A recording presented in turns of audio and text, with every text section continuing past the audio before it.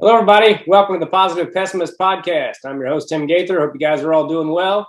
My guest today is Bill Kinison, the brother of legendary Sam Kinison. I cannot wait to talk to this guy. I've got a lot of questions. Sam Kinison is kind of not the reason I started stand-up comedy, but he definitely planted a seed for me when I was about 11 years old. He made some jokes about some things that I knew I shouldn't be laughing about, but I just could not help it. And he's always been one of my favorites. So I can't wait to hear some stories and talk to his brother. Let's bring him in. Can you hear me? Yep. Can you hear me? Yes, sir. How you doing? Doing good, Tim. How you doing, brother? I'm good. Thank you so much for taking the time to do this. Oh, that's all right. It's all right. Yeah, I was just saying in the introduction that your brother, when I was about 11 years old, I watched that Rodney Dangerfield Young Comedian special. And I was raised Southern Baptist, and some of the things that he was joking about, I knew that I wasn't supposed to be laughing at it, but I just could not help it. You know, it was just so undeniably funny that and it planted a seed for me. And so I was always a big fan of your brother, and so getting to talk to you is super cool for me. I had to take deep breaths before I called you because I was so nervous. I'm like, dude. Oh, just relax, man. We'll have a good time. Yeah. By the way, I'm very, very sorry to hear about your brother. Thank you very much. Yeah, it's lost all three of mine, and it's been some of the hardest things I've went through. Yeah, it's been a month on Sunday that it happened, and you know, I haven't told anybody this yet, but they say he killed himself, and I'm not altogether positive that's what happened, but so it's been the most difficult month of my life so far, and just when I think I'm turning a corner a little bit, something happens, and the next thing I know, I'm crying my face off. So well, I know that my youngest brother, they originally said that he committed suicide, and then about 6 weeks later, they determined that it was a homicide. And I got to tell you, I would have felt better if it had been a suicide. He was shot in the back of the head.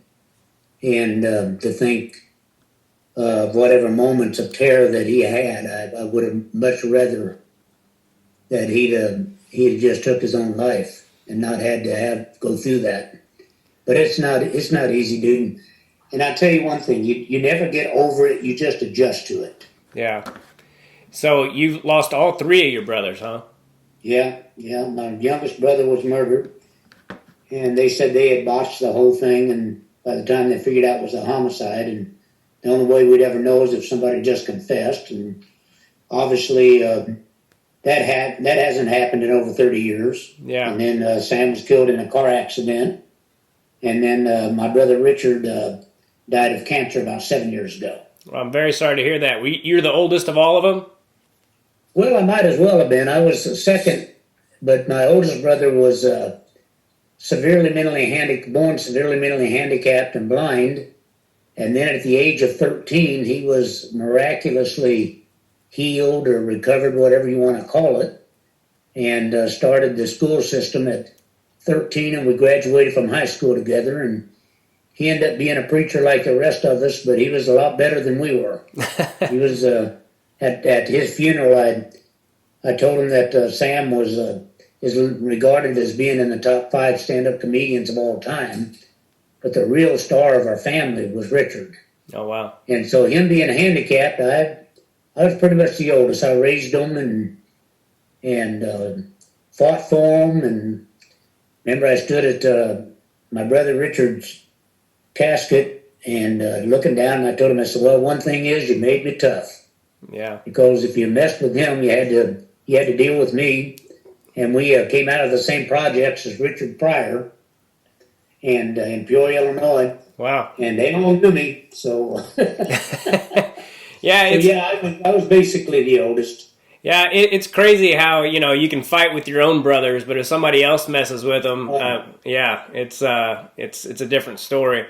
And as far as my brother, you know, it's tough because where it happened was 9 hours away, and it's kind of a small police force, and I get the feeling that they're not too concerned about it, and it's just been kind of, you know, and my dad can't really deal with it right now, so it's been all me, and it's certainly been difficult.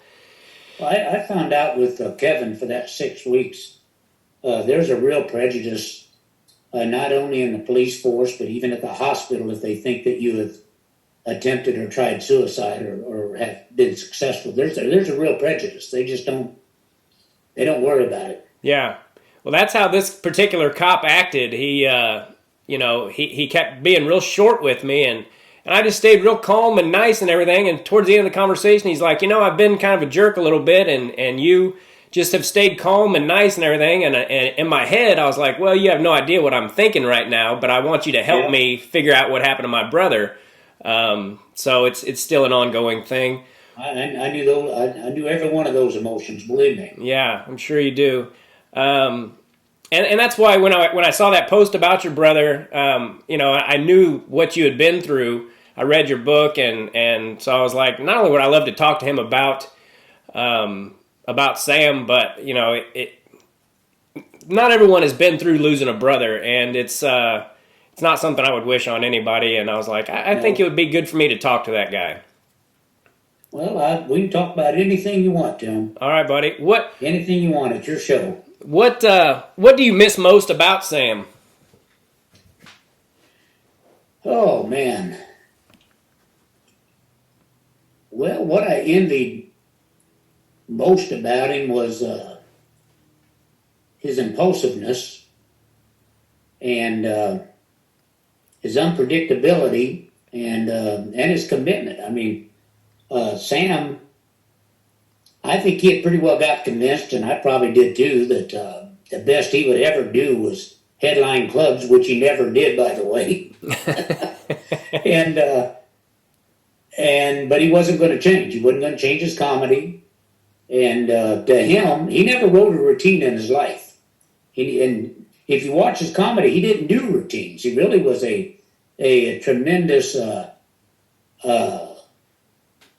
comedy speaker from his days of being in the ministry. Yeah. And everything that he usually did, that was his viewpoints, right or wrong. That was his life experiences. Yeah. And we did roughly 280 shows a year. I was his manager. And once he hit, we did about 280 shows a year. And what I loved is that they were never alike.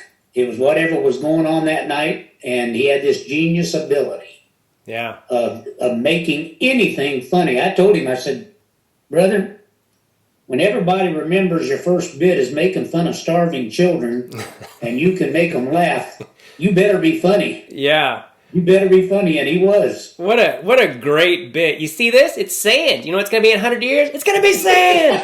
You live in the fucking desert. You need to go where the food is. Oh, dude, it was just brutally funny. And when he was talking about Jesus getting nailed to the cross and all that, I'm like, man, I am not supposed to be laughing at this, but I can't help it.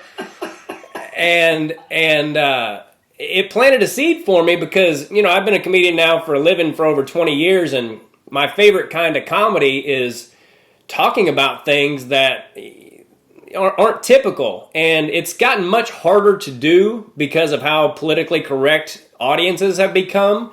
Do you think that he would have had the same career today as far as how politically correct everyone is? Or you think he just would have found his audience still because he was so funny? I don't know that he would have been doing a lot of stand-up. His stand-up was his way of getting into movies and TV, and he got married on April the 5th, which he wanted to get married on our dad's birthday, which had passed, and then he got killed on April the 10th. Well, during that 5-day stretch, I signed a TV series on Fox called the Sam Kinison Family Entertainment Hour. And I also signed a 3-movie deal with New Line Cinema.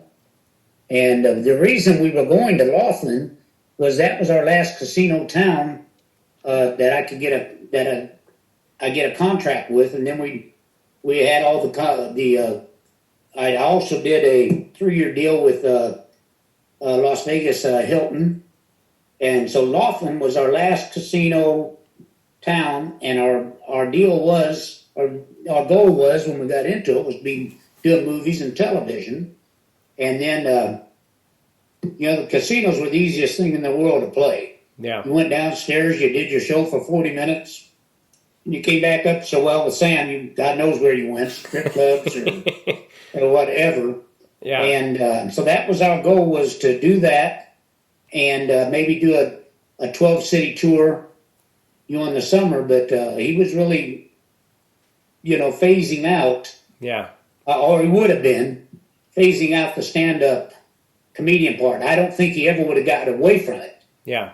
But I mean, we wouldn't have had near the schedule that we had previously. Yeah. And so that was his goals. Yeah, I agree with I love when a show is right downstairs and you can go right back up to your room and all that. I'm a big fan of that. And I've been sometimes it was good and sometimes it wasn't. Yeah. I've been on that stretch of road that Sam passed on, and it's impossible to not drive it without. I've been going on the way to Laughlin and not thinking about that, and God, what a treacherous stretch of road! All those huge, horrible. Yeah, just a horrible road, and we didn't know.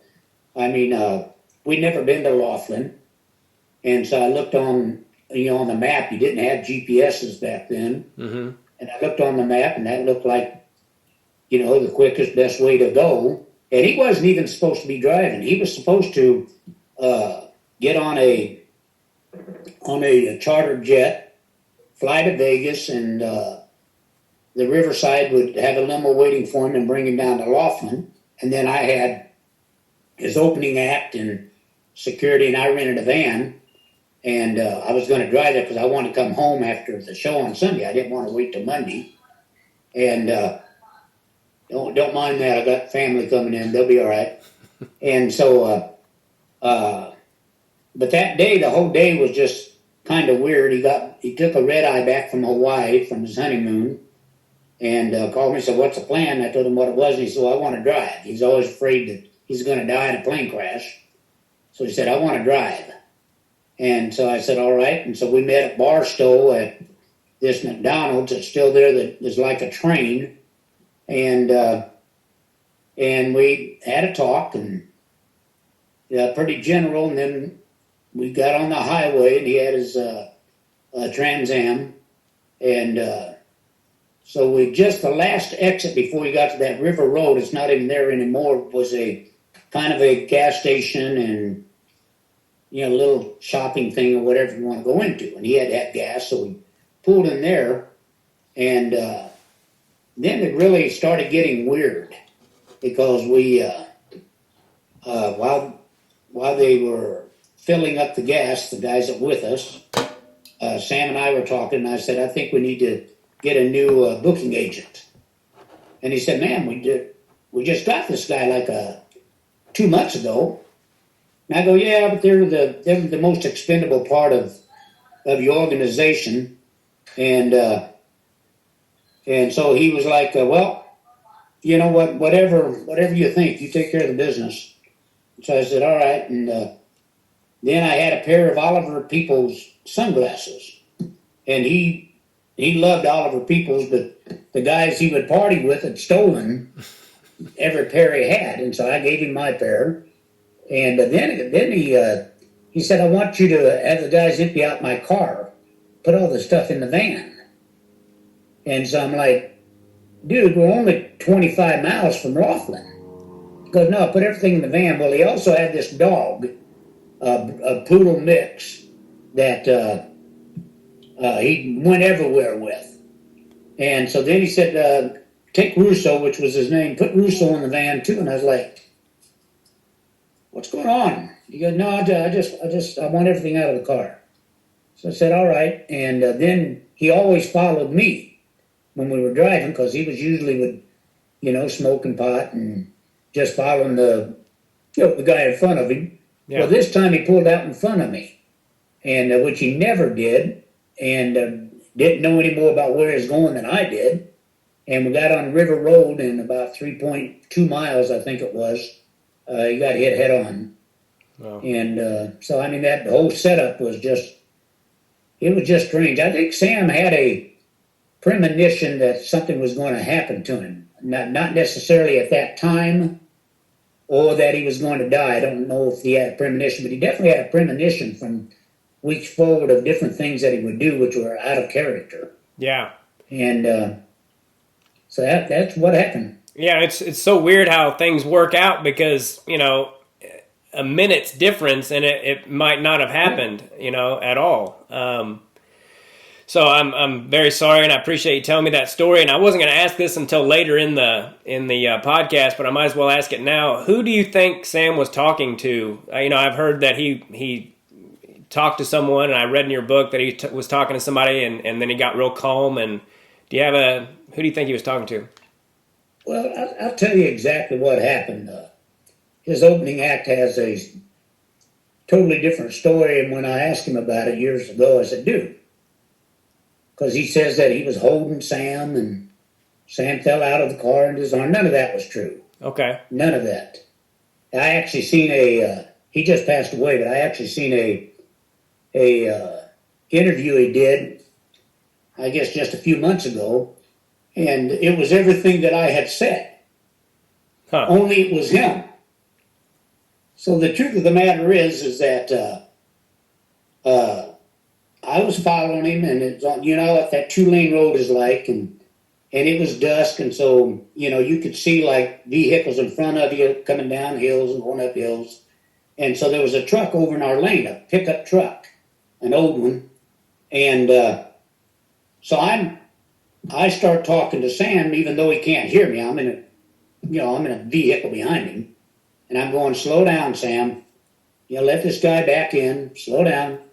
And he did, almost like he heard me, but obviously he couldn't hear me. Yeah. And he slowed down to probably about 15 miles an hour. And so this truck, at the last second, got back in line. He was passing all these cars, and he got back in line at the very last second until you just had a moment of, whoo. Well, what we didn't see was his buddy in a pickup behind him. Okay. That was also passing the cars. And so... in a fraction, they hit head on, and obviously Sam lost that. Yeah. And so I pulled the van up next to the door, and our security guy and the opening act, they got out. One of them was trying to open the door, and I just told him, get out of the way. And I guess with the adrenaline, I jerked the door open, and Sam was sitting in the driver's seat, but he was actually leaning over on the armrest. And the only marks on him was like somebody had scratched him with their 4 fingers on his forehead. And when I opened the door, he looked at me and he said, why now? Why now, brother? Why now? And so I was like, Sam, just lay still. We got help on the way, which I didn't know if we did or not because we was in a dead area with the cell phones. I grabbed his cell phone and mine. And he kept scooting over. At that time, he weighed 280 pounds. He kept scooting over to get out of this seat.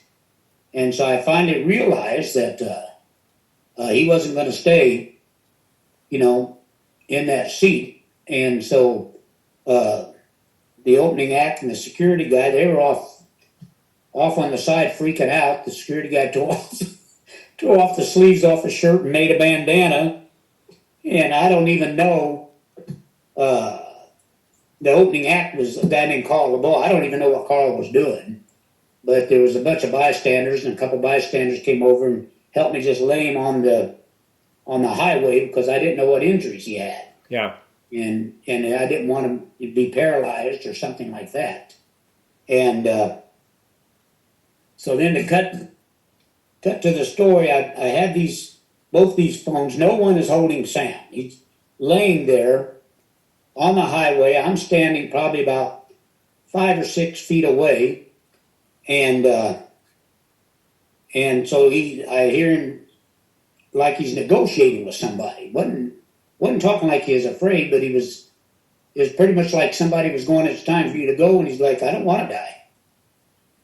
I don't want to die. I don't want to die. Well, at this point, I'm looking at him, and his eyes aren't rolled back or whatever. They're focused on something or someone. And then he finally just went, okay, and that was it. Yeah. And I still didn't realize it. I'm looking, I'm listening to these words, and I'm still trying to get help. But the dog got my attention because this dog is completely untrained. Every door on this van is open.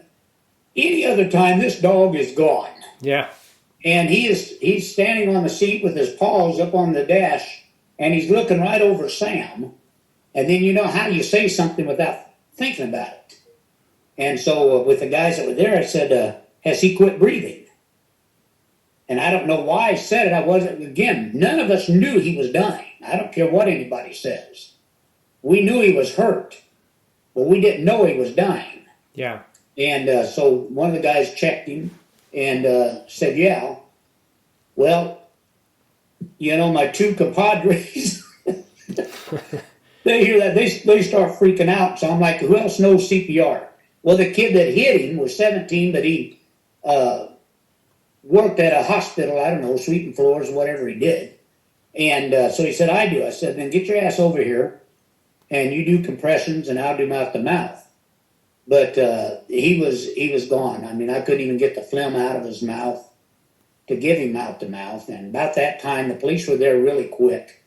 You know, when you're, as what you know by what you went through, when you get the news, you're somewhere where there is no time.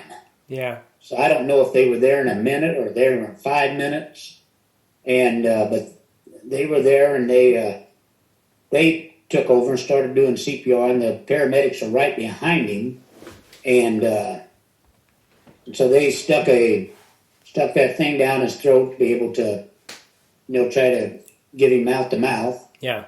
And I remember I got down on my knee next to him on one side of Sam, and he's on the other. And I asked him, I said, are we doing any good? And he just looked at me. He never said anything. He didn't move. He just looked at me. And I knew it was over. And so that's the true events. He never got up and walked around. He didn't fall into anybody's arms. No one was holding him. Yeah.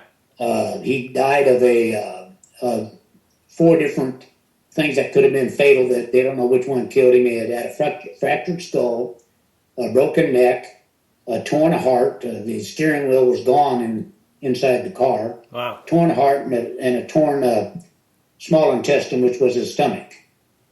And so we don't know, you know, which one killed him, but one of those 4. But he wasn't getting out of there. So yeah.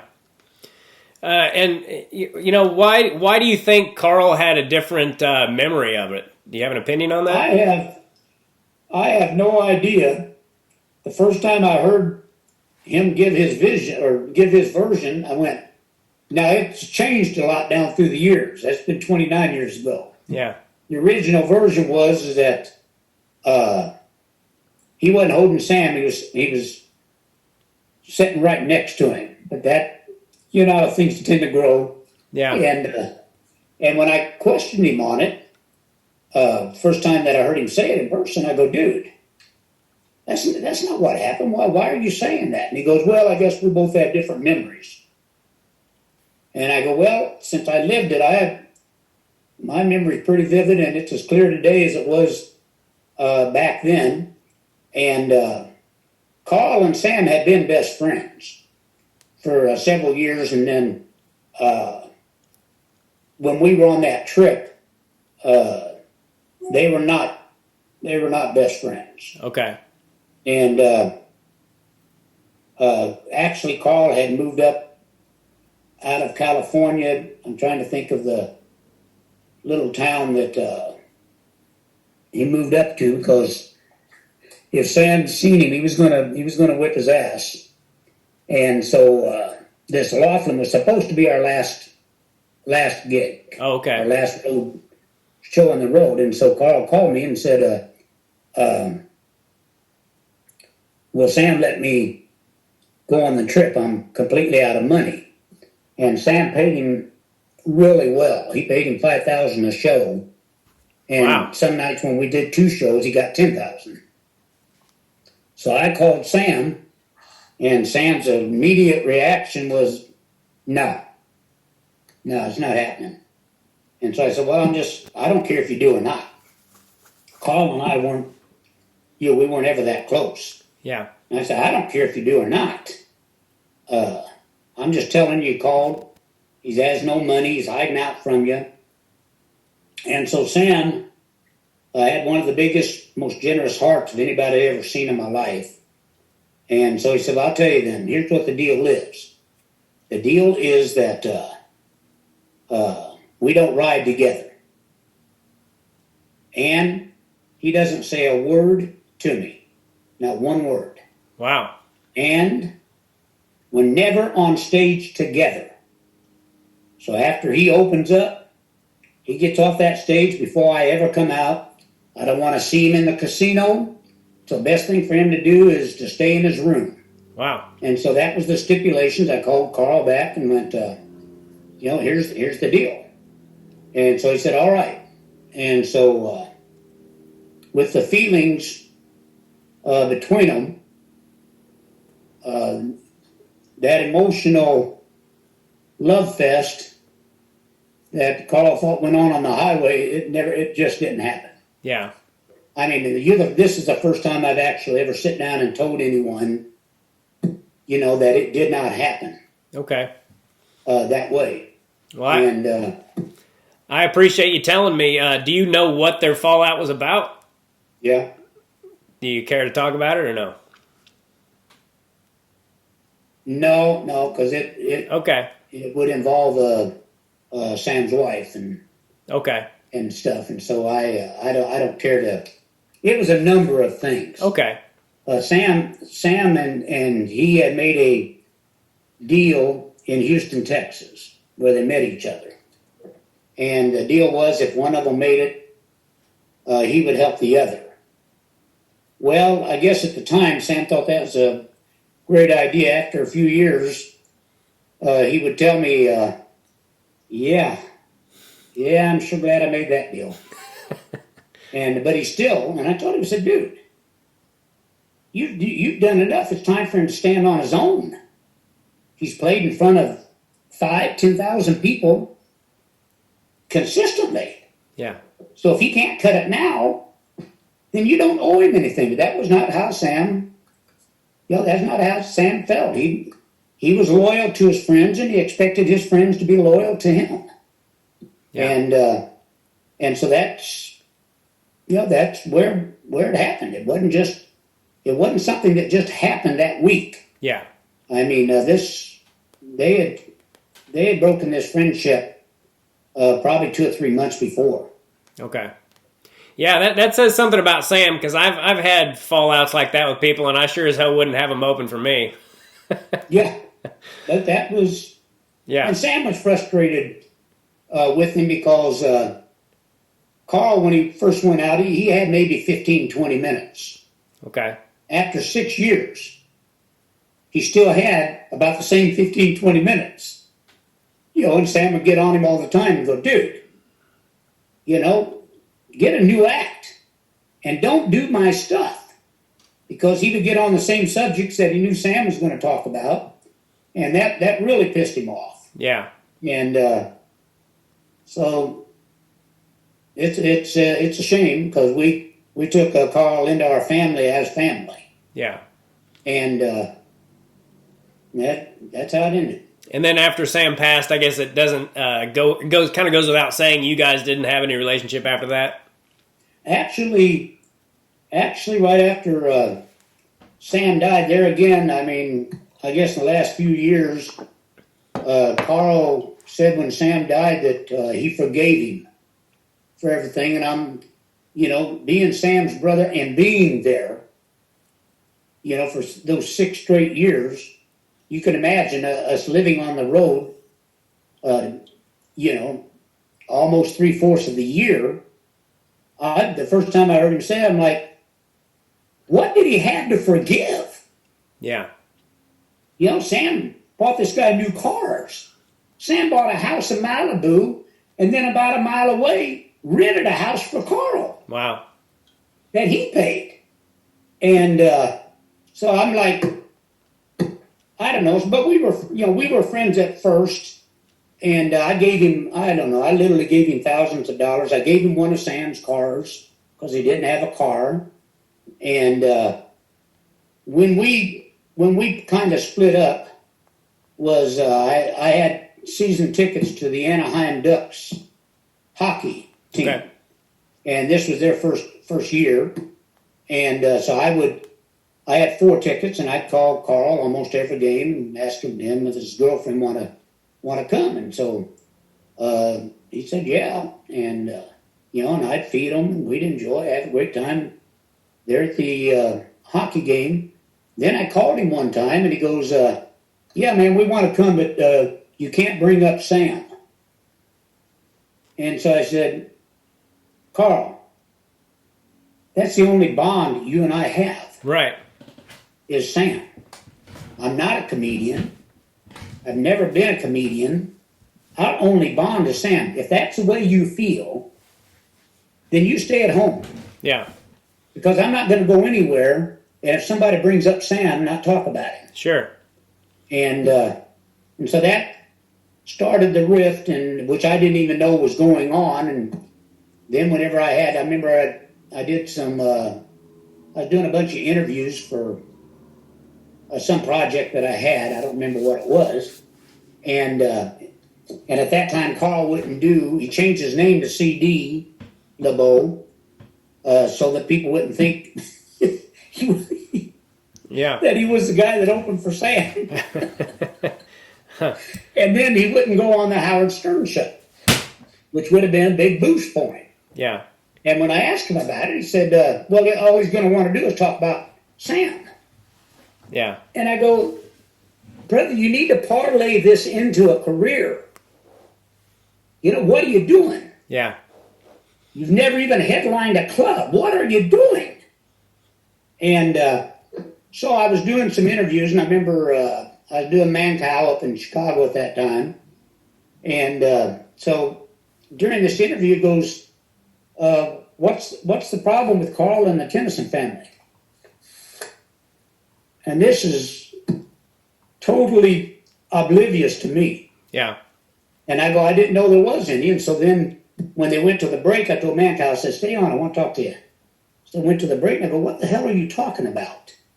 He said, well, we had Carl on, man. He's talking a lot of trash about you. Wow. And I go, about me? And he goes, yeah. And so I thought, I don't know. So then I played Philadelphia, and there was a big show there, two guys on there, and they asked me the same question. So when we get off, I go, what is Carl talking about? And he said, well, he was trashing Sam, he's trashing you, but no one would tell me what specifically, that he was talking about. Yeah. And so I finally called him on the phone when I got off all these things. I go, hey, you want to tell me what's going on? And he goes, what, brother? I said, I just got through doing some radio shows. And I guess that you've done them in the past, and we've got a big rift between you and me. And so he goes, yeah. And I go, what is that? And he goes, Sam destroyed every life that was around him. And I go, okay, I don't know how you can feel that way, since you'd have been a nothing. The only name you had was opening for Sam. But what does that have to do with me? And so he really didn't get specific. And then, a short time after that, he went on Howard. Okay. And Gary called me and said, hey, Carl's on with Howard. And I go, really? I thought he wouldn't do Howard. He said, yeah, he's on, but you might want to come on. And I go, why? He said, man, he's trashing you and Sam. And I said, okay. I said, I'm not going to go on now. After I talk to Carl, I'll maybe come on tomorrow or whatever, but I'm not going to, I said, I'll listen, but I'm not going to get on. Well, what he came out with was that his daughter he said belonged to Sam. That it was Sam's daughter. Okay. All right. Well, Carl knew that from the time that she was born. She's 16 years old now. This is how she finds out that Carl may not be her dad. On the Howard He's Stern on the show. Howard Stern show. Wow. And so I got a hold of her. And I'm not going to mention her name or anything. I don't know that she'd want that publicity. But I got a hold of her, and we started communicating and had some great talks. She had a rough time in her life. And then she goes, I always wondered why that Carl never saw me after I was 6 years old. Well, the last time he seen him, we were playing in Atlantic City, and Carl's ex-wife at that time called me and said, would Carl like to see his daughter? And so I said, yeah, he should. So I went and got Carl and got him awake and got him up. And he goes, what are we doing? I said, we're going down here to the mall. You're gonna spend some time with your daughter. Here's a couple $100. You take her shopping, and you do whatever. And so he did. Well, right after that, he wanted to contest the paternity in court. So I got him an attorney that I paid for. Wow. Well, the problem was, first, they wanted Carl to take a DNA test. His attorney did, to verify whether or not this is Sam's or it's Carl's baby. He refused to do that. And I don't know what the reasoning was. Right after that, she asked me if I would do a DNA, and I said, yes, I would. Because I thought if this is Sam's daughter, she needs to know. And so I did do the DNA. Not Carl. Carl didn't do a DNA to prove he wasn't the father. But I did a DNA that said either Sam or me was the father, because Sam's dead. Okay. And so in some of Carl's things, when he went back to, or later on, 12 years later, he goes back to court, but back then, he wouldn't show up. The attorney was ready just to forget it, but she went on to, in the court without Carl, and the ruling was in the state of California that if you don't protest paternity in the first 2 years of the baby's life, you are the legal father. Okay. Doesn't make any difference who it is biologically. You are, because they don't want to disrupt the child. Yeah. And that explained a lot to me, because I really didn't know. You look at a 6-year-old child, I couldn't tell if it was Sam's or Right. Carl. Looked like a 6-year-old child, but it really kind of explained things to me, because when they got the divorce, Sam paid, the court ruled that Carl had to pay $5,000 a month, because that's the kind of money he made. Child support. Sam paid every penny of that child support. Okay. And so I think Sam knew. And then, I don't know if you want to get into all this, but we'll go 12 years later, and that's when he's on this blitz, when I called him and everything else. And so he gets on the Joy Behar show, and then I find out what the real issue is with me. And that is,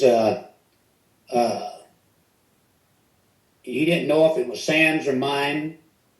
Well, I can testify it wasn't mine. Yeah. I really didn't care for his ex-wife or wife when she was there. Okay. And so that only left Sam. And then that his ex-wife and I had conspired to keep this quiet. Yeah. Like, who cares if Sam had a child or not? Yeah. But the whole issue was that he wanted out from the child support. He had not paid one penny and never did. Yeah. pay one penny, and he owed over $250,000. Damn. So now he wants to go into court and convince the judge he's not the father, and the judge will go, all right, well, then you don't owe this child support. Except it didn't quite work out that way. He went in, the judge told him twice, sir, you really need representation, and I'll give you a continuance if you like. No. Once I tell you my story, I think you'll understand. And I was sitting there, even though I'd come in right after he had sat down at the conference table there in the courthouse, in the jury or in the courtroom. And so he started off with Bill Kinison and my wife, and he goes, oh, wait a minute. I don't know who Bill Kinison is. He's not a party to this action. I got a call from your ex-wife's attorney from Florida this morning. They want to leave the judgment of $250-some thousand. They want to leave that in place. Now you need to concentrate on why you're really here this morning. And so Carl was like, all right. Well, he starts right back again on Bill Kinison. So the judge finally went, all right. I'm going to remind you again that Bill Kinison, and I don't even have any idea who he is, but he's not a party to this. Okay. Now, let me ask, and the judge said, let me ask you a few questions. And so he said, all right. He said, when did you find out that this baby belonged to Sam Kinison? He said, I just recently found out through a DNA test. And the judge goes, are you sure? I said, yes, I am. He said, okay, well, I want to read an affidavit. You were in court 12 years ago, and I guess Carl thought, they're not going to find out if you're in court. Yeah. So he said, let me read an affidavit. Do you recognize the name of Dr. So-and-so? Carl goes, no, sir. He said, that's the doctor that delivered this baby. And you were there, he said. And when the baby was delivered, I will read directly from the affidavit. Your ex-wife's words were, oh my God, it's Sam's. Do you remember that? No, sir. He said, well, do you remember being in court 12 years ago? No, sir. He said, well, you lost 12 years ago, and you would lose today. Wow. And the judgment is going to stay in place. Well, then it kind of dawned on me on what was going on. It wasn't a matter of, him trying to help this girl. It's a matter of he used her to try to get out from underneath the child support he never did pay. Yeah. And as far as I know, I talked to a gentleman this week that talked to Angelica. I called her right after the court thing, and I think she was just so fed up with everything that she didn't, I don't think she cared to carry on, any relationship with me. Yeah. But this gentleman told me that Carl had never talked to her since that day. Huh. So that was the whole Sam and Bill and Carl, whatever you want to call it, fiasco. Okay. Well, I appreciate you telling me. I had Carl on a couple of years ago, and well, he had a good story then. Well, he actually didn't. We didn't really talk too much about Sam, and I could tell that he didn't really want to. So we just kept it about comedy. But I appreciate you telling me that very much. Is she doing well? He passed away. No, sir. I meant the daughter. Oh, the daughter? Yeah. I don't know. Okay. I don't know. I have called. And then eventually I quit trying to call because she wasn't answering my calls. When I did call her after the court thing, I said, well, I would imagine that you heard how the court came out. And she said, no, I didn't. I go, well, Carl still owes you $250,000. And so she said, all right. And I said, well, you have a family out here. I have a daughter your age. anytime you want to come out, I'll pay for your plane ticket. You can stay as long as you want to stay here. You can get to know your cousin and get to know the other side of your family, but she has never taken me up on that offer. So Okay. Well, I hope she's doing well. I want to rewind a little bit to your childhood. How much older are you than Sam? 5 years. 5 years. Okay. So what was he like as a Believe me, he lived a whole lot more life than I ever will if I live to be 100. What was he like as a kid? Was he always funny? Yeah. Yeah. Yeah, and he always pulled pranks. He wasn't a mean kid. Yeah. He was just what I classify ornery. Yeah. He just loved to have fun, and he is the class clown if he was in school or out of the school. It didn't make much difference. Yeah. And he was hit by a truck when he was 3 years old, going out in the street to get a ball. And I was in school. I was in the second grade. And I heard the ambulance. And for some reason, Tim, I knew they were going to get my brother. Wow. I don't know how. I was, 8 years old, 7 or 8 years old, and I knew they were going to get my brother. And I jumped up out of class and I ran home. And when I got home, no one was there. And then a few hours later, my family showed up with Sam, and it was like it looked like Sam, but it didn't act like Sam. Huh. Before the accident, Sam was shy, quiet. After the accident, he was Sam. Yeah. That we know. Okay. And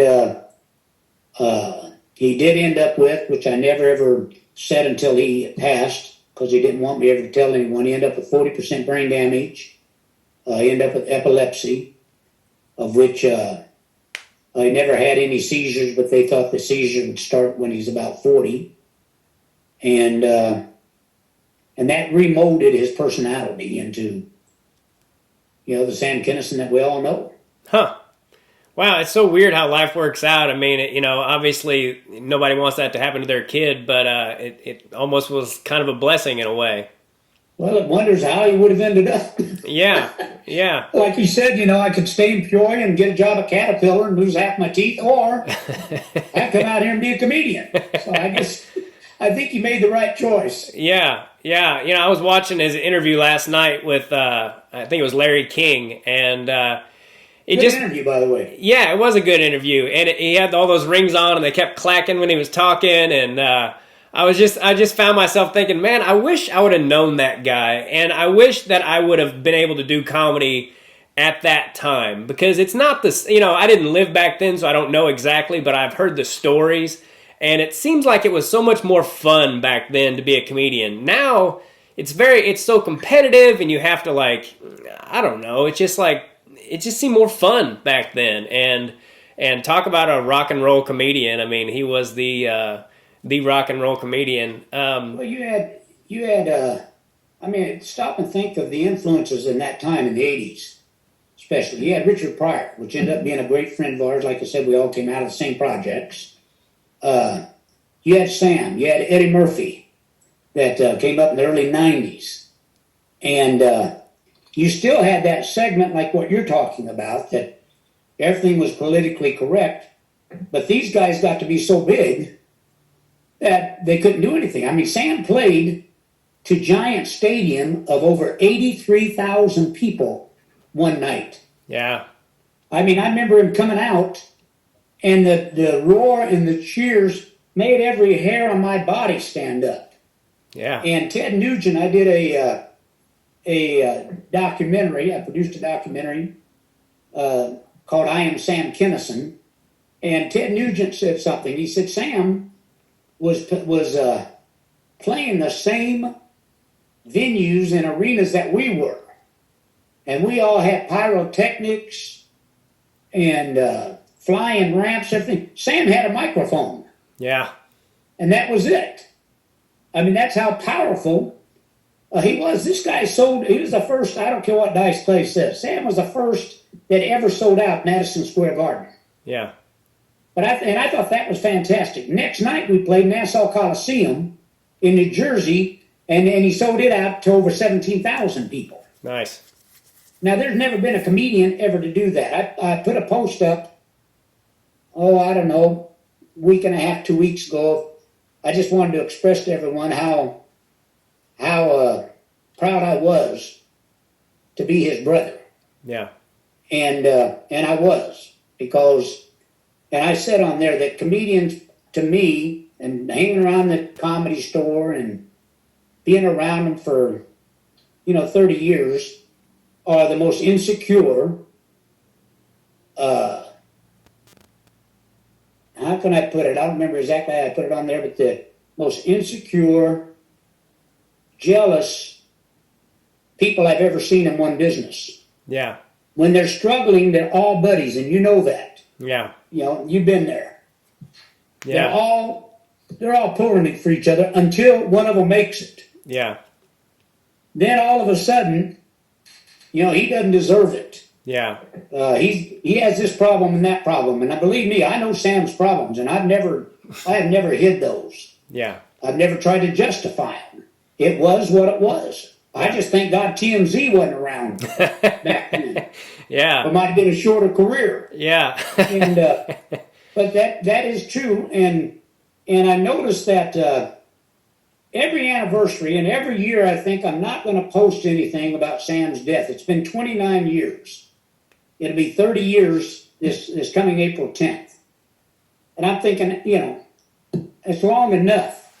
Not going to post, but then ever so many people start posting that I feel obligated to put something down. Yeah. And the last few years I noticed something, and I said it in this post, that you have rockers, you have celebrities, you have fans. Just on this latest post that I did, and it wasn't, on his death date or anything else, it was just me kind of expressing my frustration. Before I came on, I checked, I got over 873 comments. Wow. But you know what you don't see? You don't see comics. You don't see comics ever posting on there. Yeah. About Sam. Yeah. Unless they're like you or up and coming and whatever, and and then they give all kinds of accolades. Yeah. And so Robert Sarzo, which played for Great White, and just a whole bunch, great bass player. Okay. He posted, and it made so much sense to me. He goes, Sam was one of us. He didn't belong to the comics. Yeah. He belonged to the rockers. and that's really the truth. Yeah. I mean, that's where most of his friends were.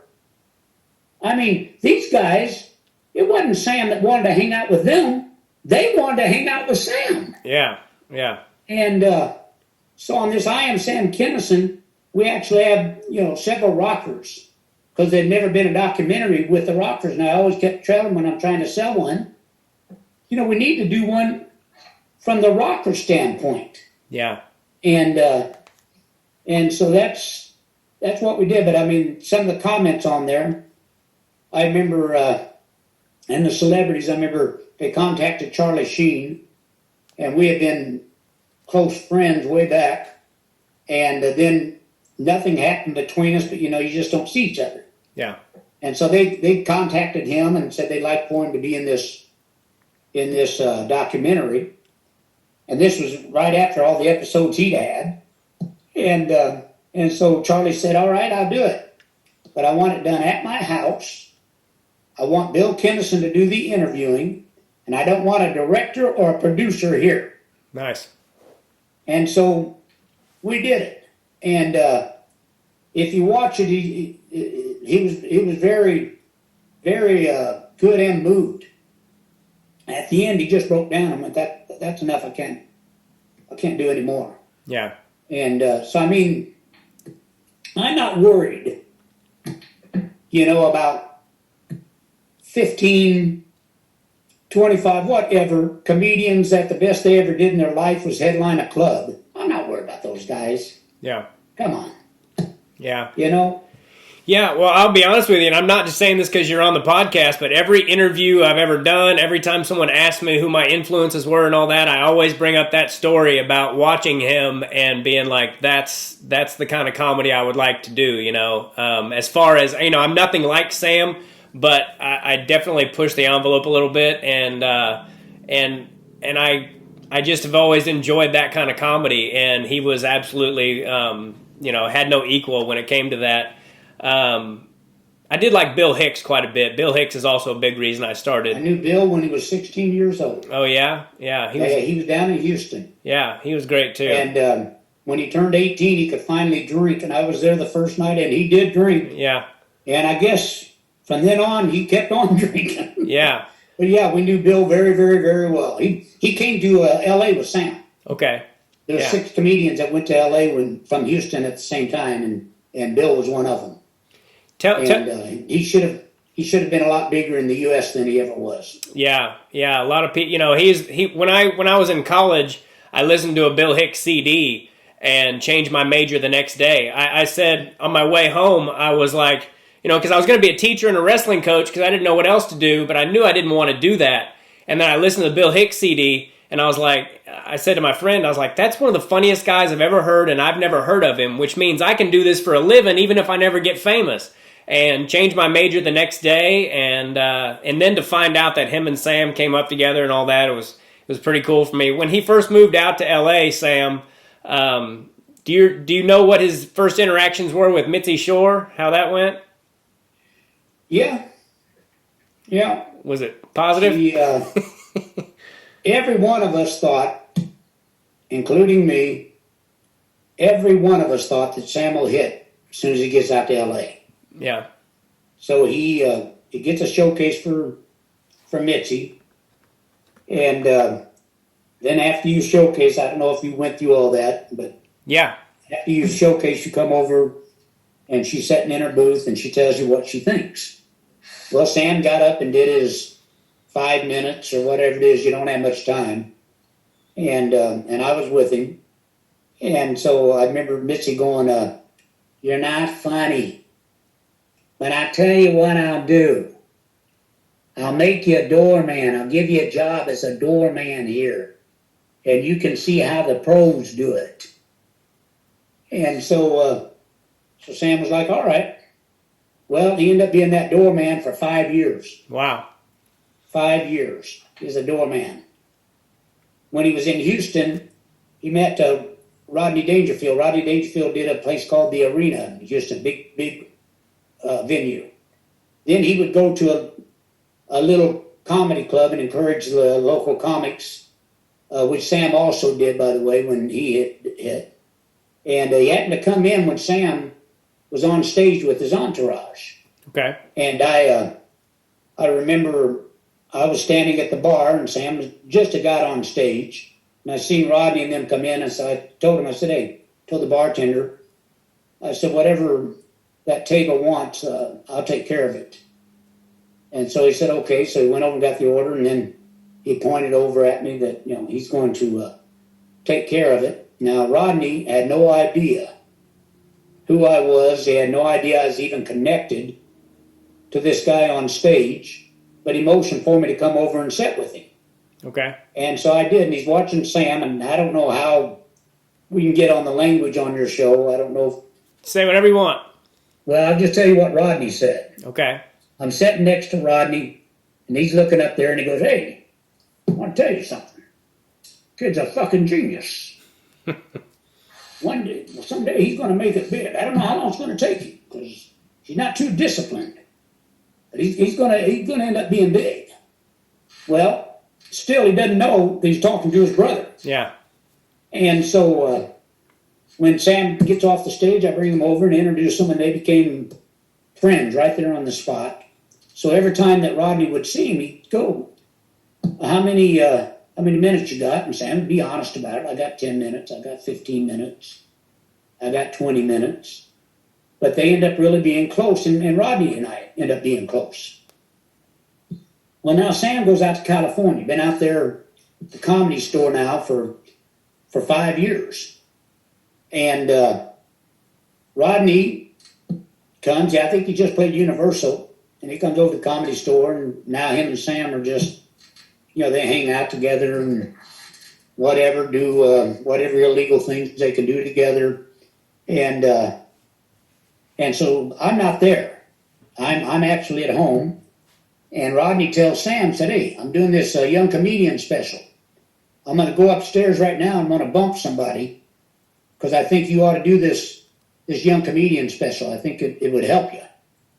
Well, I owned a comedy club in Madison, Wisconsin, and I had just hosted the Showtime Funniest Man in America finals there. And be honest with you, Sam wasn't going to win a contest, not with his material back then. Yeah. It wasn't going to happen. Yeah. So Sam tells Rodney, he goes, I don't do contests, man. I don't do contests. And he walks off. So Rodney turns around, whoever was around him goes, "Where's Bill? Where's his brother at?" And so I think one of them said, "I think he's at home." So get his phone number. So they got their my phone number. He called me about 3 o'clock in the morning. And he said, "Hey, I'm doing this young comedian special on HBO. And I think it would really help Sam." Well, I give him the same answer Sam did. Sam doesn't do contests. Yeah. And I remember him going, "What the fuck is it with you two guys? Not a goddamn contest. It's a showcase. I'm telling you, I think it could do something for him." So I said, "Well, I'll talk to him tomorrow and then I'll let you know." So I called Rodney, and the only reason we agreed to do it is we got a free trip to New York. Okay. We never thought 6 minutes up there with, I don't know, 5 or 6, I don't even remember how many was on there with him, 5 or 6 other comics, and Sam's going to get 6 minutes is going to, change his life. Well, we go up there, again thinking we're just getting a free trip to New York, and we'll record this, and we'll come back to L.A., go back to our regular life. And so the night before, they have all the camera crews and everything so they can set up and they can get the shots that they want when they're performing, and they do the show. Okay. With a live audience. Sam's the last one who comes up. He cleans out the room. Everybody in there walked out on him. Oh, wow. Probably the crew would have walked out, except they were getting paid. And so he comes out, and I'd seen Sam clear rooms before, so it wasn't that unusual back in those days. Yeah. And so I remember Sam come off and told Rodney, he said, "I can't get going in 6 minutes, man. I can't get going." And Rodney, I'll never forget him going, "Tomorrow night you're going to kill, Sammy. Tomorrow night you'll kill. You listen to what I tell you. Tomorrow night you're going to kill." Next night come, I think you said you saw the show. Yeah. That 6 minutes changed his life. Yeah. Within a week after that 6 minutes when it aired, you got to remember it aired later. And so it's also the first time that a comedian was ever able to say fuck on HBO. Oh, A lot wow. of people don't realize that. And they wouldn't air it before midnight. And so anyhow, within a week after it aired, I signed a 4 special deal with HBO, a 4 record deal with Warner Brothers.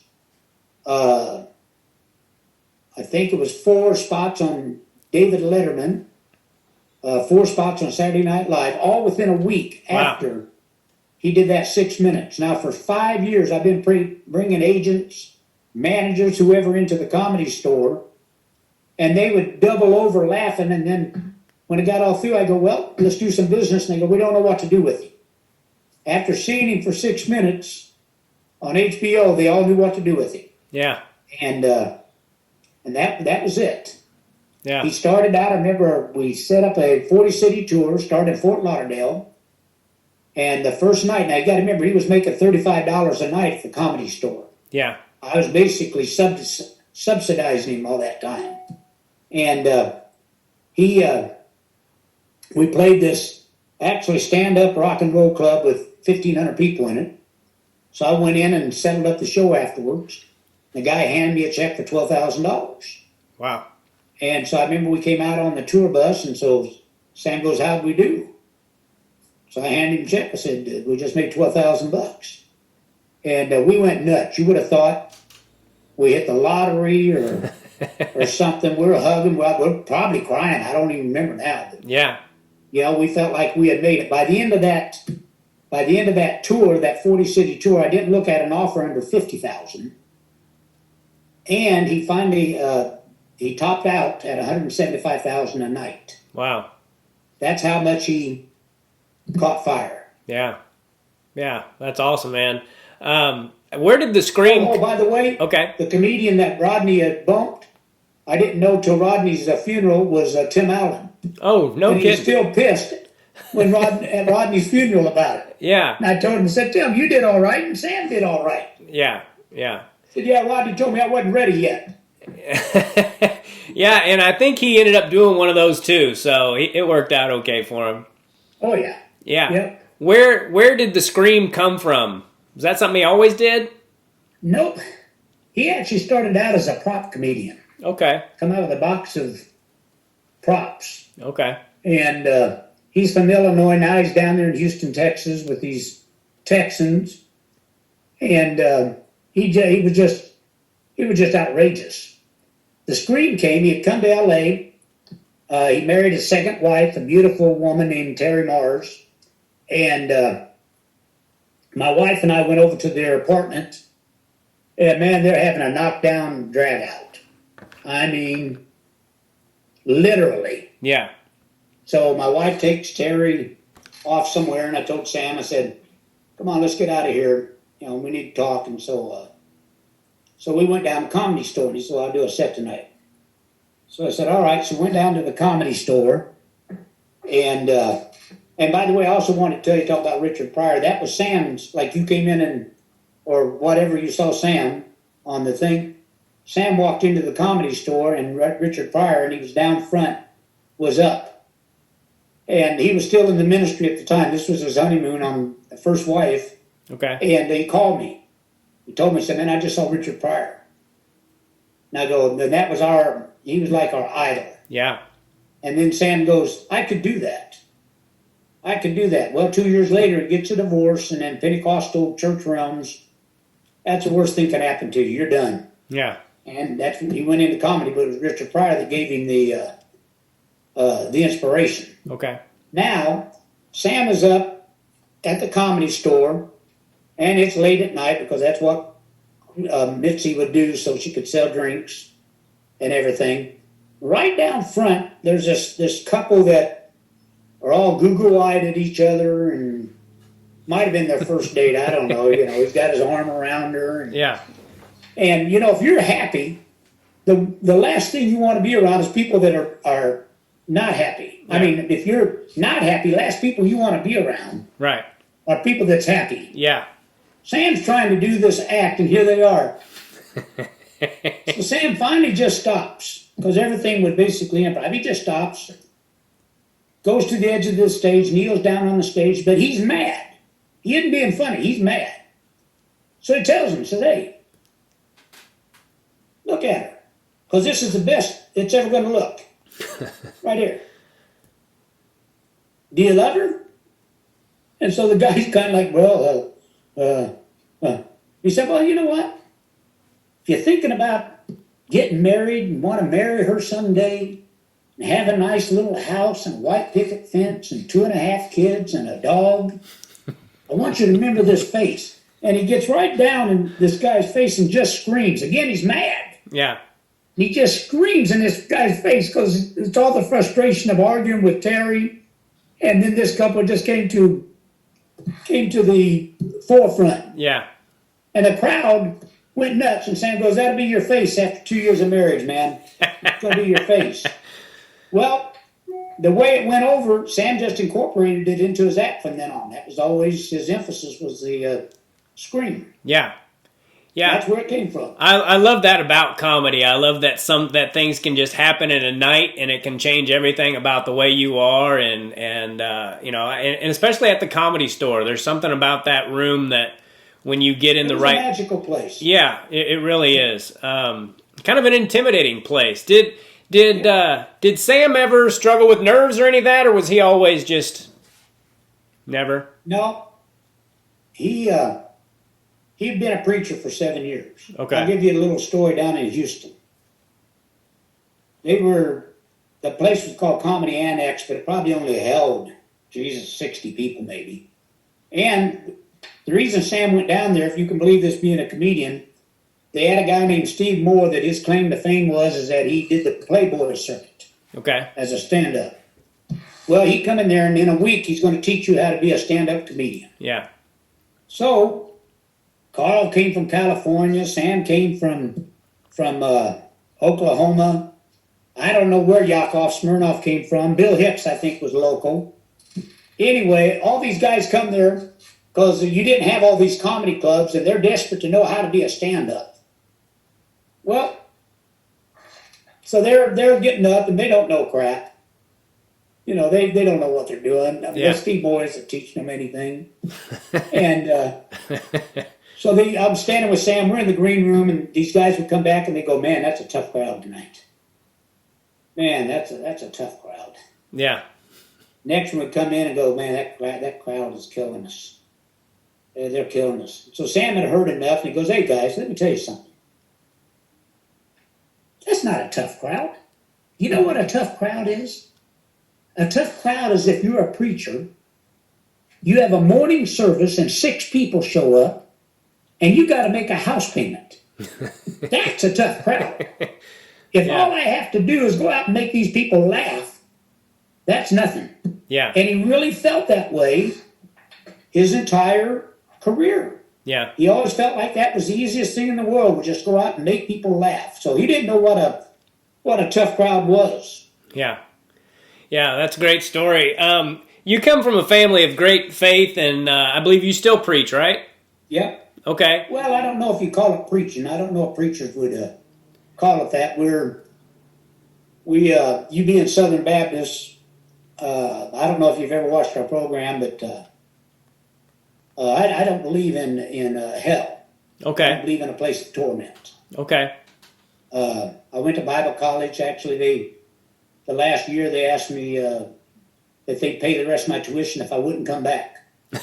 And so I said, well, that's good, because I wasn't planning on coming back anyway. Yeah. I don't believe in a physical heaven. I do not believe there's some place with mansions and streets of gold and gates of pearl. If it was, Donald Trump, Elon Musk, all those guys would have that. Yeah. Bible said that he prepared a place for us that eye have not seen, ear has not heard, and it's never entered into the heart of man. In other words, you can't even imagine how good that is. Yeah. And so, real simply, what we do on Sunday morning for 30 minutes, we had started a church in our theater. We had a 400-seat theater in Upland, and we started a church there about 4 or 5 years ago, and it grew rapidly. But after a year, of having a theater where you had plays and concerts, you'd have to break down on Saturday night. Early Sunday morning, you got to set up for church. If you got to play, you got to tear down, set back up the set for a 2 o'clock show. Yeah. It just got to be too much. So I went on the internet, just on Facebook. And I'm being very honest with you, I really did it thinking it'll just die out. These people, I'm really just kind of patronizing them, doing something that they're going to get tired of, and it'll phase out, and we'll all go back to our lives. Okay. Well, we did, and instead of phasing out, it went the other direction. Now over 3,000 people watch us. Awesome. And our message really is very simply, God in you. This is where God is. You control your destiny. Not other people, not the president, not the economy. You control your destiny. Yeah. And you're just as much a son of God as Jesus Christ was. He was the beloved Son of God, but he was not the only beloved Son of God. Okay. And that is our rightful position. And just as he loved Jesus, he loves us.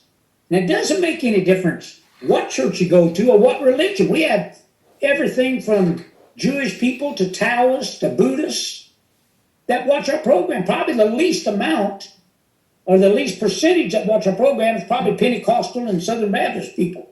Yeah. I don't think it's probably down their alley, and that's all right. I mean, whatever works for them. Yeah. But that's what we teach on Sunday morning. And we only do it for 30 minutes. It's in the Central Time Zone, it's 12:30, and Pacific Time Zone, it's 10 to 10:30. Okay, I'm gonna check it out. I'd love to see it. We get a great response, and people love it. And it's just, we call it the Gospel According to Kinison. Okay.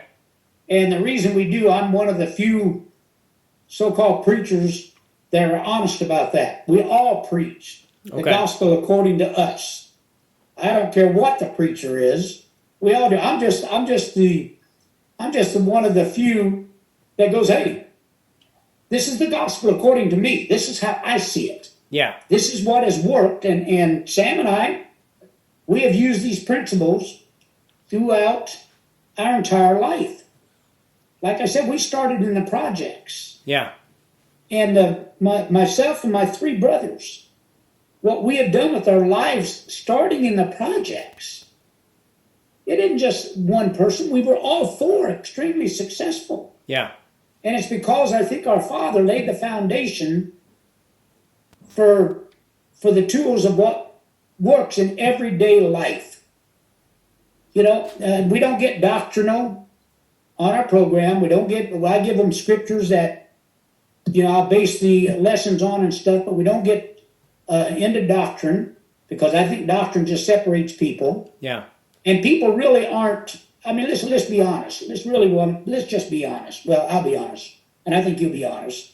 People aren't afraid of hell anymore. Yeah. I mean, really think about it. I grew up with that fear till I was in my teens, and then when I got in my teens, I thought, hey, I'm going to go to hell anyway, so I might as well enjoy while I'm here. Yeah. And do whatever I want. But we've lived in an age for a long time that you can't scare people today. Yeah. So that isn't going to work. What they want to know is, how can I pay my rent? How can I feed my family? Yeah. How can I make the car payment? That's what we do on Sunday morning. Okay.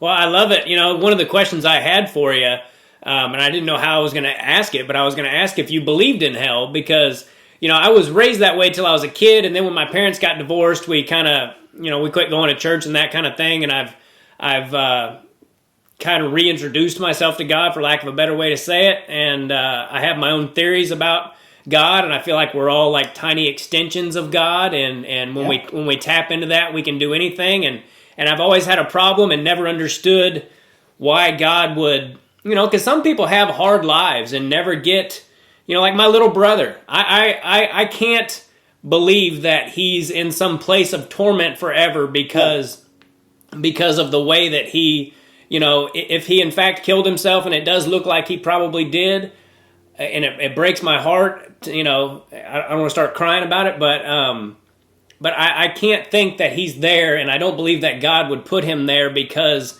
hey, you had a really hard life and you decided to end it, and now I'm going to burn you in hell for all of eternity. I don't buy that, and not just because of that.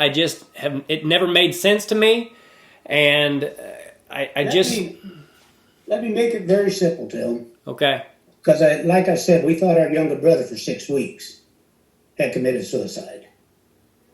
Let me make it really simple. And my father was a fantastic preacher.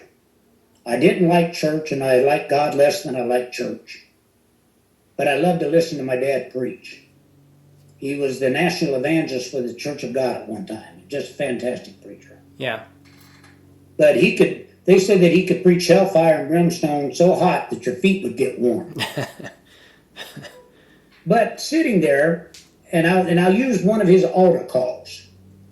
At the end of and we got saved every Sunday night, by the way. Everybody in the church did, because we had messed up somewhere during the week, and if Jesus came while we were in that shape, we were done.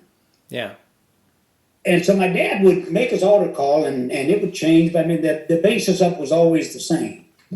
God loves you. He loves you so much that if it would have just been you, he still would have sent his son to shed his blood on the cross for you. He was effective.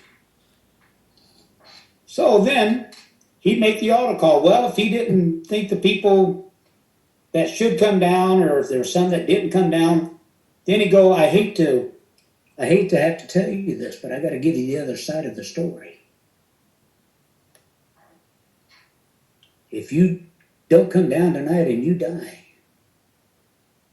you're going to go to hell throughout eternity. And then he would describe eternity. I want you to think of a sandy beach, and a bird comes every 1,000 years and takes a pebble of that sand away. When he's come to take that last little speck of sand, eternity will have just begun. And man, you're about to crap your pants. I mean, you slid into that altar like sliding into a home plate. So just put it very simply. I believe God loves us with a love that passeth all understanding. He says he loves us more. Do you have any children? I do, yeah, he's 2. How much do you love those children? I wouldn't trade him for $1 billion. Okay. The Bible says he loves you more, and he loved your brother more than you could possibly love those children. If that's true, and I think that is true, but if that's true, why would he make a garbage can with a place of torment? My dad used to preach that hell is 7 times hotter than any fire known to man. If he loves you so much, and he has the power of creation, and he knows the end from the beginning, which is what we read in the Bible, and that's what preachers preach to us. Yeah. I have a daughter. I have 2 grandchildren. If I had the power of creation and I know how they're going to end up, and if they're going to end up like that, and I have the power of creation, and I don't have near the love God does, I wouldn't let them be created. Yeah. So I'm telling you, listen to your heart. I know your brother's one of the hardest things, and you don't even have to put this on the program if you want. Probably the hardest thing you have ever went through. I had a good friend that killed himself years ago in Tulsa. His dad called me and just heartbroken because he believed that if you commit suicide, you're going to hell. And I said, let me give you one scripture. And that was David said that he would not allow his Holy One to remain in hell. Hell isn't when you die. You've been in hell in this life. Yeah. Your brother's been in hell in this life. God will not allow him to remain in that hellish place. If that means taking his life, whatever that means, God will not allow him to remain in hell. I believe that with my entire soul, my entire heart, my entire mind. I'm just talking to you now. I'm not worried about the interview. Yeah. I believe that, man. You can have peace. That's not the God that I know. The God that I know doesn't even have anything to forgive, because it said that when Jesus died on the cross, he cast all of our sins into a sea of forgetfulness, never to be remembered again. That wasn't just the sins of those people there. That was before and later. Yeah. All he has, one characteristic, one personality, and that is love. Yeah. So I'm telling you right now, the moment your brother took his last breath, he fell into the loving arms of God. Man, I could feel it. I'm about to get emotional because I know I've been where you're at. Yeah. I know it works. I know it works, man. I know it works. Well, I'm gonna leave it in there. You know, I don't. I've never cried during a podcast, but I'm gonna leave it in there, and it means a lot to me. Well, I can feel your hurt, man. So much that I'm about ready to break down, only because of your hurt. And if we could just, and I wish there was words I could say to you, but there isn't anything anybody can tell you, man. Nothing anybody can tell you is going to make you feel better. You just have to trust. Yeah. That God loves him and loves you. You just have to trust that. And that's easy. That's easy to do. Yeah. But it's hard to just let go and go, this is not how I would have had it work. I miss my brother. Yeah. Good news is, I remember David. His son was dying. And David wouldn't bathe. He wouldn't eat. He wouldn't do anything. The moment that his son died, said he went in and took a shower, came out and they had a big feast. And they asked him, why are you rejoicing? He said, I mourned while he was here and I saw what he went through. Yeah. But I rejoice that I'll see him again. And that's where the rejoicing is. And you just have to keep focused on that. Okay. Keep focused on that. I will. I definitely will. Do you ever talk to Sam?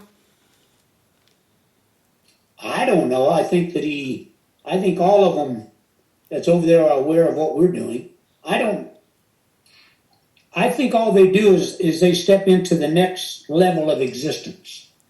I think they're aware of us. We're just not aware of them, and there's a good reason for that.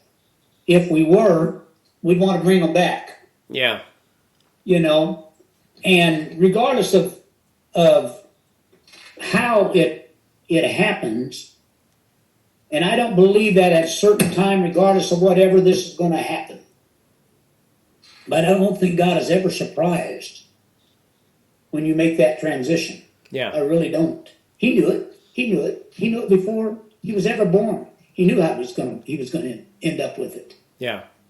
He knew it. He knows all of us that intimately. Man, I've never done an interview like this. Well, I'm honored that you're doing it at all. And a couple weeks ago, I was driving back. We have Sunday dinner with my in-laws every Sunday, and we were on the way back. And you know, I'm going to try to say this without crying, but that song "Sitting on the Dock of the Bay" came on. Yeah. And one of my favorites, by the way. Yeah. And it made me think of my brother, and you know, and I started crying. But then I could see him, just like I'm looking at you. He was sitting on a dock, and he had these khaki shorts on and this white linen shirt, and he used to have dreadlocks, and he cut them off before he died. But he had his dreadlocks again, and and he goes, "It's okay, brother." He goes, "I got my dreadlocks back," and and I was so like, it was. You know, and then I talked to my dad, and he said that he had a dream, and Ace had his dreadlocks and all that, and it was nice to hear that, you know, because it made me feel like he had maybe gone around to say goodbye to everybody or something.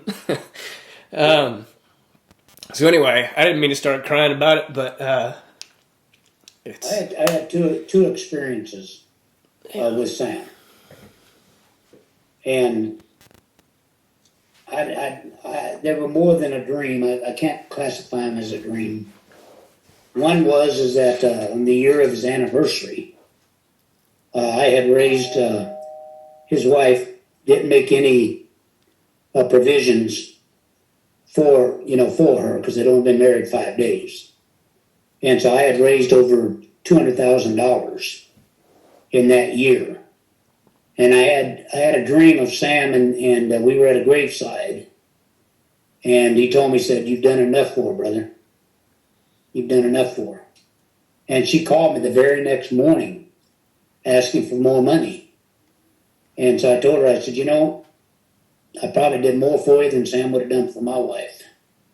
But I can't do it anymore." And then I hadn't preached in 7 years. And you can put this down as a dream. You can do whatever you want. I don't care what anybody thinks about it. But I had a guest actually staying in my guest room, a lifelong family friend, and I thought I was asleep, and all of a sudden I was with Sam, and I remember him telling me, "Where have you always wanted to go?" And I remember I said, "I always want to go to Paris." He said, "Just think Paris." Next thing I knew, we were at, a restaurant or club, whatever it was in Paris. And I remember I was going to sit down and say, "No, you can't sit there." And I go, "Why not?" And he goes, "Because there are people sitting there. So in other words, we're not like these people." And so then this soldier came in, and they were like having a big party. And I go, "What's going on?" He said, "They've been waiting on him. They've been waiting for him to get here." So then he said, "I want to take you somewhere." And so he took me to my parents' church in Tulsa, and I had not preached in 7 years. And we were in this office on the side that goes up on the platform. And he said, "I want you to come here and preach a revival." And so I was like, "Sam, I haven't preached in 7 years." He said, "I'll help you. I'll help you." I said, "Come on." So I remember we opened up that door and went out on the platform. And I used to call people out. I could tell you your name and what your illness was and what the doctor had said, how many children you had. So I was doing this. And when I woke up, I remember my friend, he's passed now, Paul Jones. He come in and goes, "Who was you talking to last night?" And I said, "I don't know, man. I thought I had a dream." He said, "Well, you were talking." And so I called, told them I wanted to come and preach a revival, and they were ecstatic. Yeah. And the other thing was this place was full. It held about 600 people. The church was full. So I put together a crew, everything else. We went in there, and for the first month, we never had a crowd over 20 people. But I was so convinced of the experience that I had with Sam that I'm supposed to be here. So how long it takes, I'm going to fill this place. Yeah. Well, to make a long story short, I'll just give you one example. There was probably 2/3 of the audience was black. Over on this left side, there was this white man and this woman. I remembered them from in the dream. Wow. I remembered what I told them. So when I got through preaching, I went out and I had him come out in the aisle, and I told him, I said, "Man, I ministered to you 3 months ago. Somehow I stepped into time. And here's what I told you." And I told him, I said, "A year ago, you wouldn't be caught dead in this church." And he started crying, and I remember he kept pointing to this lady. All just like in this dream. Wow. And I went on and told him, I said, "I see you on television. I see you on different shows on television." Make a long story short, he wanted to meet me afterwards, and they brought him back in the office. He had been the head of the Ku Klux Klan, the Grand Wizard of the Ku Klux Klan in Alabama. Wow. And he'd been converted a year before. And someone said, you need to go. He came to Tulsa actually to see another preacher. Said, "No, you need to go over and see this guy." Now, I had a long ponytail. I didn't wear a tie. I mean, I was not the picture of a preacher. Yeah. And the place was jammed from April to September. It was jammed, and then I didn't live there. I wanted to come back home to California. So when you say, "Has Sam spoke to me?" If you ask me on those two experiences, I'd say yes. Yeah. Yes, he has. Cool. Well, that's an awesome story. I we've been on here for a while. I know you probably have to go, but I did want to ask, how hard did Sam party, if you can put it into words? Well, the stories were real. The stories were real. Yeah. I mean, he could party for 3 straight days, and if I could get him on stage, he'd give him a fantastic show. Yeah.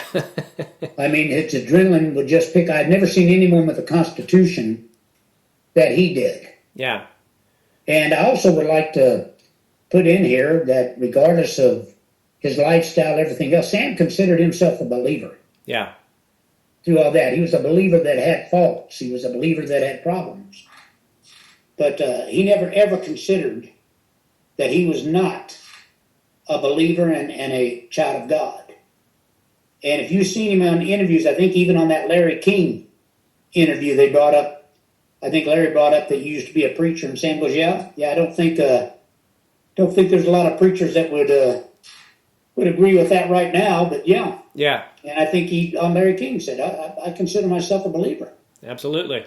And he did. Yeah.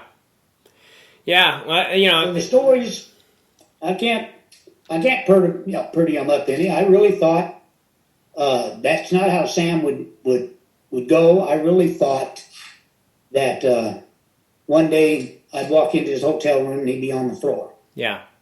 I really did. And then the last year and a half of his life, he cleaned up and got it all together and gave it up, and it was time to go. I really feel like that. I feel like that his time out there on the highway, that was his time to go. He wasn't in any pain, and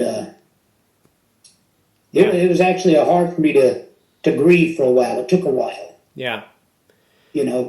Yeah, that's how my brother was about my little brother, my older brother. It took him a while, and it's come to fruition now, but it took him a minute. And so, yeah, I remember you saying in the book about the 5 more minutes. With Sam, it was always 5 more minutes. He needed 5 more minutes of sleep, and yeah. Yeah, I want to read your book again now, because it's been about 3 years since I read it. But I want to definitely want to read it again now. Even if I wrote it, it's a great book. It was honest. It was great. I'm a pretty fast reader, but it was at the Laugh Factory in Vegas, and I didn't want to steal their book because it was in their green room, so I wanted to return it, but I had to finish it, so I read the hell out of it. I just power read it. Do you have a copy? I don't have a copy of it, no. Well, tell you what, send me your address, and I'll send you a copy. Okay. That's about the only way you're going to get it, unless you get a used copy off of Amazon. You don't know what you're going to get. Okay. Yeah, but I'll gladly send you one. Okay. Well, that I know you needed to go, and I'll let you get out of here. But come over here, Finnegan. Come around here.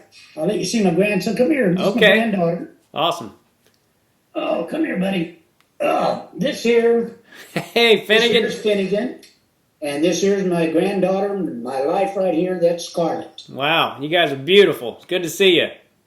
Well, God bless you. I can't tell you how much I appreciate you doing this. And speaking of God, I think God puts people in your life that are supposed to be there.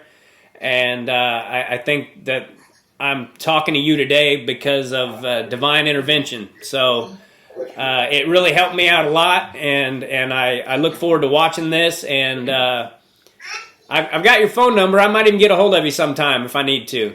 Anytime you want, brother. All right. I feel like you're on the inner circle here. Well, God bless you and your family, and I hope to meet you someday.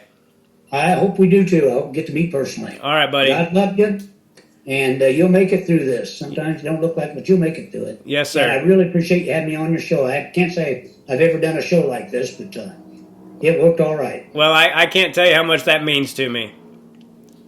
All right. Anytime you want me, I'll be here. All right, brother. God bless you. I appreciate you. Talk to you later.